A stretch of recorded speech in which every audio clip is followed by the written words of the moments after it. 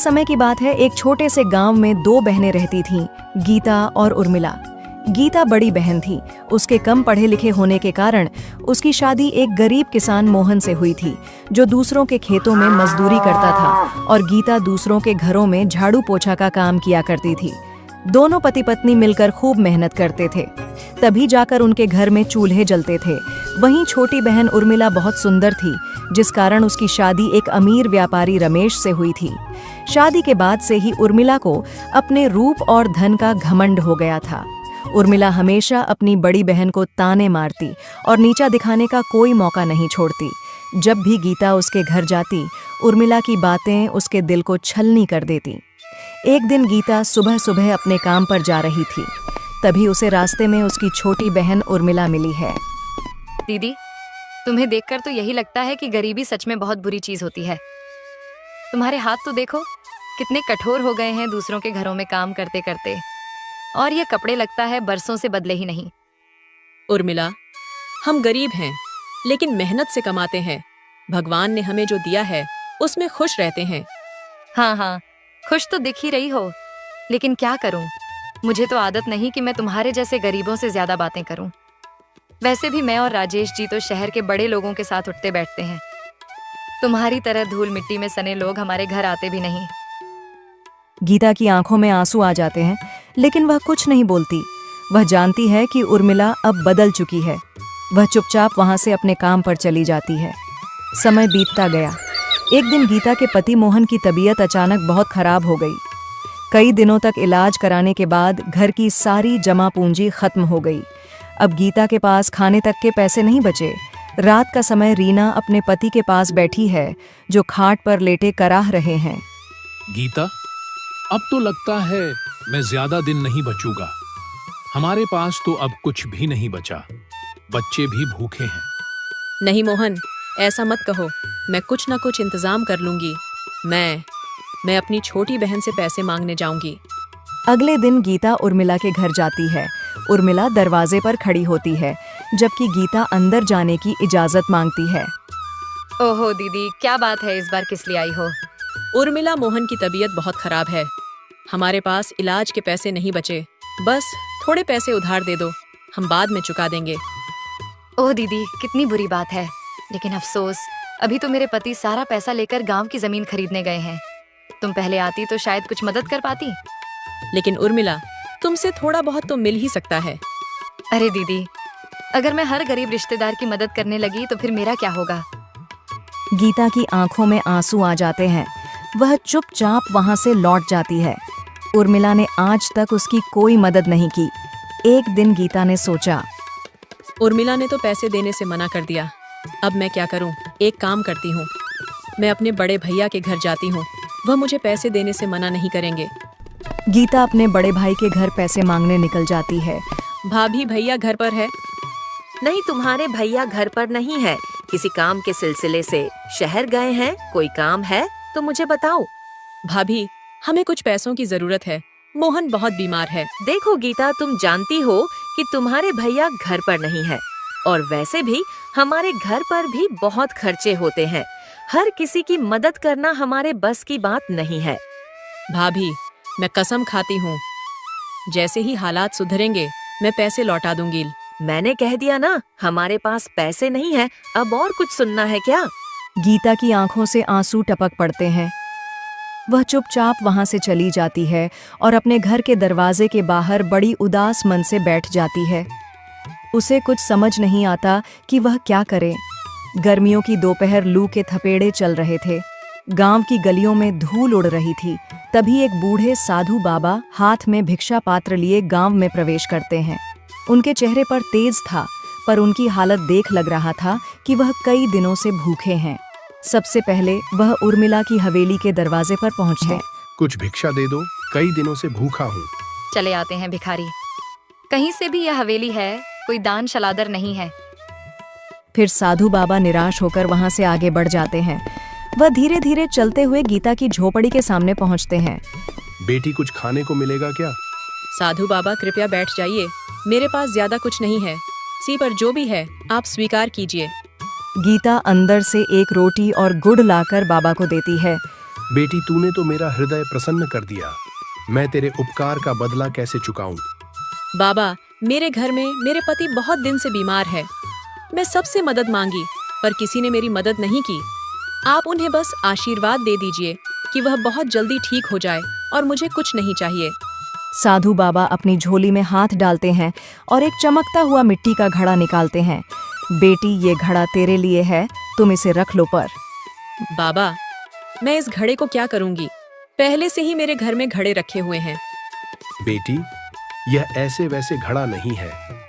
तुम्हारे घर में घुसते ही तुम्हारे हर दुख को दूर कर देगा, और इस घड़े में से जो भी निकलेगा वह तुम्हारे कर्मों का फल होगा। इतना कहकर वह साधु बाबा वहां से गायब हो जाते हैं और गीता खुशी खुशी घड़े को लेकर अपने कमरे में आ जाती है। कमरे में आते के साथ मोहन की तबीयत बिल्कुल पहले की तरह ठीक हो जाती है। अरे गीता, अब मेरी तबीयत बिल्कुल ठीक लग रही है। कुछ देर पहले ही मुझे बिस्तर से उठने का बिल्कुल भी मन नहीं कर रहा था। अब देखो, मैं तुम्हारे सामने खड़ा हो गया हूँ। हाँ मोहन, तुम बिल्कुल ठीक हो गए हो। अभी एक साधु बाबा आए थे और कह रहे थे यह घड़ा तुम्हारे घर में घुसते के साथ तुम्हारे कष्ट दूर हो जाएंगे, और इसमें से जो कुछ भी निकलेगा वह तुम्हारे कर्मों का फल होगा।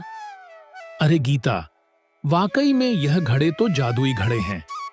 हाँ जी, सच में यह जादू घड़े हैं। अब चलो मिलकर इस घड़े को खोलते हैं, देखते हैं इस घड़े में क्या निकलता है। गीता धीरे धीरे घड़े का लाल कपड़े को हटाती है। अचानक उसमें से सोने के सिक्के झरने की तरह गिरने लगते हैं। दोनों अवाक रह जाते हैं। हे भगवान, यह तो किसी वरदान से कम नहीं। ए जी, वह बाबा भगवान के रूप में आए थे। ये देखिए, हमारे कर्मों का फल देकर गए हैं। अब यह सोने के सिक्के से हम कोई अच्छा काम करेंगे। लेकिन गीता बहुत समझदार थी। उसने तुरंत यह फैसला किया कि वह इस धन का उपयोग लापरवाही से नहीं करेगी, बल्कि एक अच्छा व्यापार शुरू करेगी ताकि यह हमेशा बना रहे। हाँ गीता, अभी गर्मी का मौसम है, तो इस मौसम में हम छाछ, नींबू, पानी, शरबत बेचने का कारोबार करेंगे। इस मौसम में हमारा कारोबार अच्छा चलेगा। गीता ने कुछ सिक्के लिए और सबसे पहले गांव के एक व्यापारी से अच्छी गुणवत्ता का दूध और छाछ खरीदने के लिए गई। सेठ जी, मैं कुछ पैसे लगाकर अच्छी छाछ और दूध बेचना चाहती हूँ। क्या आप मेरी मदद करेंगे? सेठ ने गीता का मेहनत और ईमानदारी देखकर कहा, बिल्कुल बहन, अगर तुम ईमानदारी से काम करोगी तो मैं तुम्हें अच्छी कीमत पर दूध दूंगा। अब गीता ने अपनी छोटी सी दुकान शुरू की। पहले ही दिन उसकी छाछ और लस्सी की बिक्री इतनी ज्यादा हुई कि वह खुद भी हैरान रह गई। अब गीता का व्यापार चल निकला था। गांव के लोग उसकी मेहनत और ईमानदारी की सराहना करने लगे। लेकिन जब यह खबर उसकी छोटी बहन उर्मिला तक पहुंची तो वह जल भुन गई। कल तो यह मुझसे पैसे की भीख मांगने आई थी, आज अचानक इतना पैसा इसके पास कैसे आ गया? जो यह लस्सी का व्यापार शुरू कर दी और उसका पति मोहन भी ठीक हो गया। मुझे इसका पता लगाना ही होगा। परेशान होकर अपने कमरे में इधर उधर टहल रही थी। फिर वह तुरंत चुपके से गीता के घर के दरवाजे के बाहर खड़ी हो जाती है और उन लोगों की सारी बात सुनने लगती है। ए जी, आज हमारा पहला दिन ही बहुत अच्छी कमाई हुई। यह सब उस साधु बाबा की वजह से हो रहा है। अगर वह साधु बाबा मुझे जादुई घड़ा नहीं देते तो आज हम लोग इस मुकाम तक नहीं होते। हाँ गीता, उस साधु बाबा का एहसान मैं जिंदगी भर नहीं भूलूंगा। आज इसी घड़ा की वजह से मुझे नई जिंदगी मिली है, वरना मैं बहुत दिनों से बीमार था, फिर भी ठीक नहीं हो रहा था। वह साधु बाबा भगवान से कम नहीं है। अच्छा, तो इसका मतलब यह लोग के पास एक साधु बाबा ने जादुई घड़ा देकर गए हैं। एक काम करती हूँ, अभी मैं यह ठहरती हूँ, यह लोग के सो जाने के बाद मैं इस घड़े को चुरा कर ले जाऊंगी। फिर उर्मिला ने मोहन और गीता के सो जाने का इंतजार करती है। वे लोग जैसे ही सो जाते हैं वह तुरंत घर के अंदर जाती है और घड़े को जैसे ही हाथ लगाती है वे घड़ा उड़कर दीवार में चिपक जाता है और उसमें से गंभीर आवाज आती है, ए मूर्ख, लालची, घमंडी औरत, धन का घमंड करने वाला सदा दुखी रहता है। सच्ची अमीरी ईमानदारी और मेहनत में होती है। अगर तूने अपनी बुरी सोच नहीं बदली तो यह घमंड तुझे बर्बाद कर देगा। ये सुनते ही उर्मिला के हाथ पैर कांपने लगे और वह तुरंत ही घड़े को छोड़कर वहां से भाग गई और यह बात उसने किसी को नहीं बताई। अगले दिन उर्मिला ने अपने खास नौकर राजू को बुलाया। राजू, ये गीता की दुकान बहुत तेजी से चल रही है और मैं इसे बिल्कुल बर्दाश्त नहीं कर सकती। मुझे कोई ऐसा तरीका बताओ जिससे उसकी दुकान बर्बाद हो जाए। राजू थोड़ा सोचकर बोला, मालकिन, अगर लोगों को लगने लगे कि उसकी शरबत गंदे पानी से बनते हैं तो उसकी दुकान अपने आप बंद हो जाएगी। तू सच कह रहा है। अगर लोग ही उसकी दुकान पर आना बंद कर देंगे तो वह खुद ही गरीब बन जाएगी। लेकिन यह काम हमें चालाकी से करना होगा। अगले ही दिन उर्मिला ने अपने कुछ नौकरों और गांव के कुछ 3 लोगों को पैसे देकर एक योजना बनाई। उन लोगों को गीता की दुकान पर जाकर छाछ पीनी थी और फिर जोर जोर से यह कहना था कि शरबत में गंदगी मिली हुई है। सुबह सुबह गीता ने अपनी दुकान खोली। ग्राहक धीरे धीरे आने लगे। तभी उर्मिला के भेजे हुए लोग दुकान पर पहुंचे और छाछ पीने लगे। अरे ये क्या? इस छाछ में तो कुछ अजीब सा स्वाद आ रहा है। लगता है कि इसमें कोई खराबी है। गीता, तुम कैसी छाछ बेच रही हो? दुकान पर खड़े अन्य ग्राहक चौंक गए। वे भी आपस में कानाफूसी करने लगे। तभी एक और आदमी बोला, अरे भाई, मैंने सुना था कि गीता के यहाँ की छाछ अच्छी होती है, लेकिन यह तो कुछ गड़बड़ लग रही है।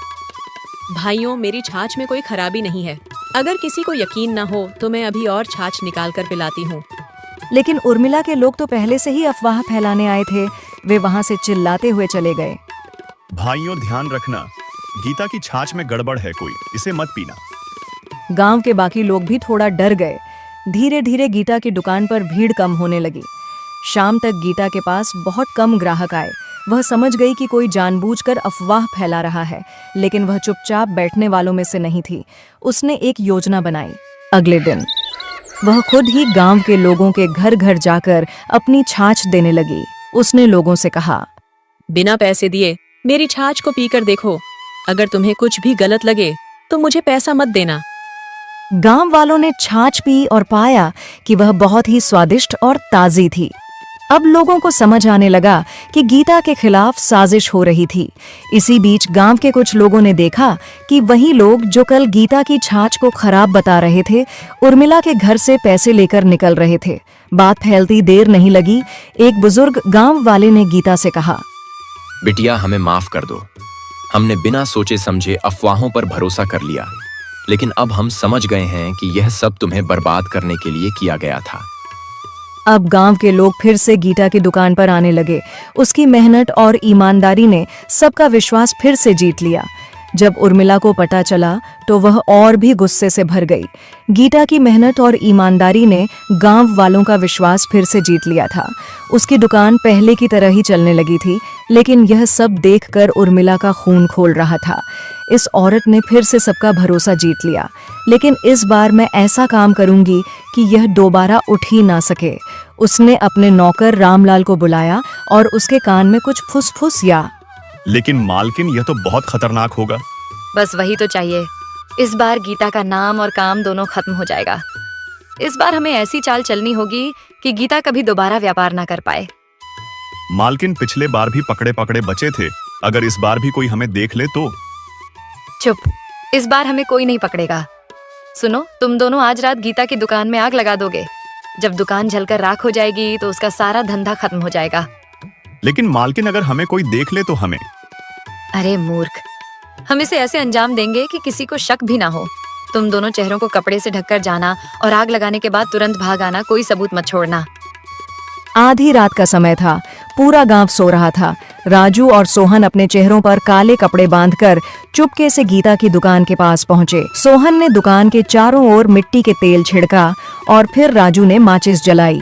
जैसे ही आग लगी, दुकान धू धू कर जलने लगी। आग की लपट तेज हो गई। आग की रोशनी देखकर कुछ गांव वाले जाग गए और शोर मचाने लगे।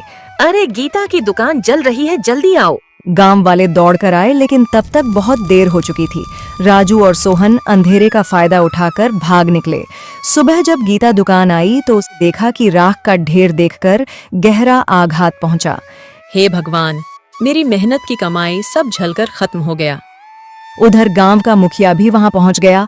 यह बहुत बड़ा अपराध है। हमें तुरंत पता लगाना होगा कि यह किसकी करतूत है।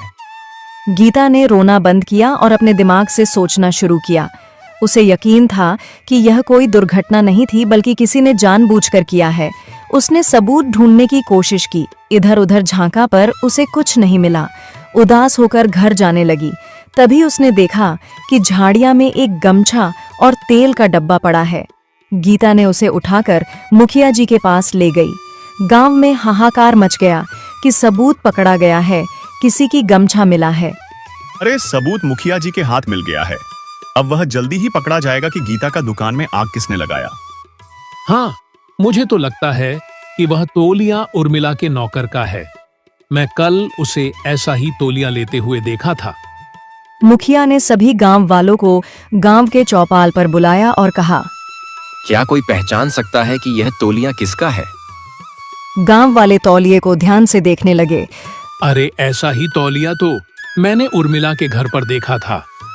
गांव वाले एक दूसरे की ओर देखने लगे। उर्मिला अब तक शांत खड़ी थी, अचानक घबराने लगी। नहीं, ये मेरा तौलिया नहीं है। मुखिया ने अब मिट्टी का तेल का डब्बा उठाया। उस पर हल्के अक्षरों में उर्मिला स्टोर्स लिखा था। यह वही दुकान थी जहां से उर्मिला अपने नौकरों के लिए राशन मंगवाती थी। उर्मिला, मिट्टी का तेल का डब्बा तो तुम्हारी दुकान का है, यह यहाँ कैसे आया? मैं क्या जानूं, कोई भी मेरे स्टोर से सामान खरीद सकता है।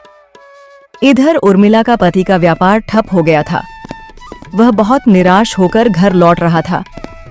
वह यह सब चीज से बिल्कुल ही अनजान था कि उर्मिला क्या कर रही है।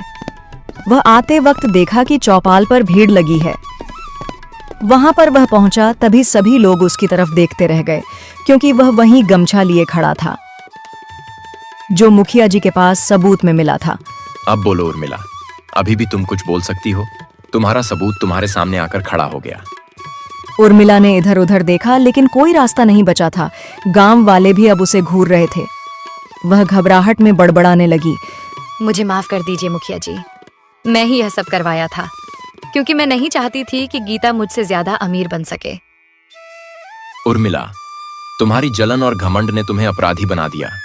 तुम्हारी सजा यही है कि तुम्हें गांव छोड़कर जाना होगा और तुम्हारी संपत्ति से गीता की दुकान फिर से बनाई जाएगी। मुखिया जी, मैं अपनी बहन को सजा नहीं देना चाहती हूँ। उसने जो किया वह उसके अपने कर्मों का फल है।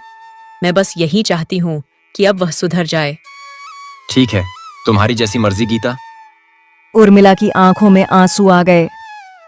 उसे अपनी गलती का एहसास हो चुका था। दीदी, मुझे माफ कर दो। मैंने जलन में अंधी होकर तुम्हारे साथ बहुत बुरा किया। अब मैं कुछ भी करने को तैयार हूँ, बस मुझे अपनी बहन बना रहने दो। गीता ने अपनी बहन को गले लगा लिया। गांव वालों को गीता की दरिया दिल्ली देखकर बहुत अच्छा लगा। अब उर्मिला को अपनी गलती का एहसास हो चुका था। गीता ने उसे अपने कारोबार में काम करने का मौका दिया। अगर तुम मेहनत से काम करोगी और ईमानदारी से चलोगी तो तुम्हें भी सफलता मिलेगी। लेकिन अगर फिर से कोई चालाकी की तो मैं तुम्हें कभी माफ नहीं करूंगी। उर्मिला ने शर्मिंदगी से सर हिला दिया और फिर दोनों बहनें खुशी खुशी अपने कारोबार में लग गईं।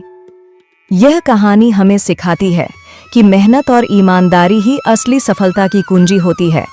जलन और धोखा हमेशा बुरे परिणाम लाता है।